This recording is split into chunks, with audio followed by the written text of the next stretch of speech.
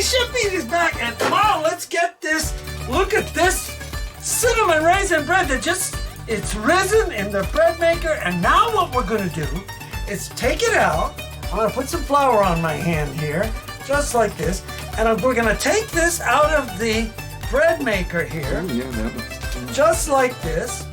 And I'm going to flatten him out. Let me get the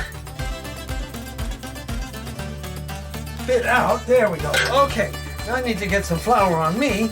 Let's flatten him out just like this. We're gonna flatten him out, just like this.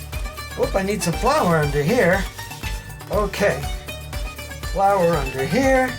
All right, we're gonna flatten him out, and God, I wish you guys could smell the smell here of this beautiful, beautiful bread. And what I'm gonna do is get him so he's kind of like this. And then what I wanna do is I think I wanna put a little more, I don't know if it needs more cinnamon. It's pretty good. I think I'm not gonna put more cinnamon, it doesn't need it. But at this point, what you need to do is get a pan like this, okay, a loaf pan, and then spray it so it has some oil. Take your bread like this, get him in the pan, just like this. It's okay, he'll go.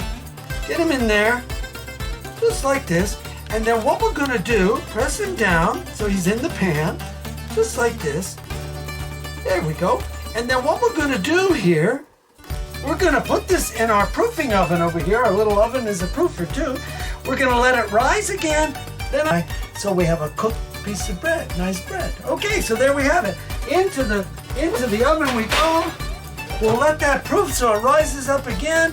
When it comes up, we will then start the baking process. So this is Peter Carpizzo's. I wish you could smell the kitchen here. Carpizzo's kitchen is just great. We're out.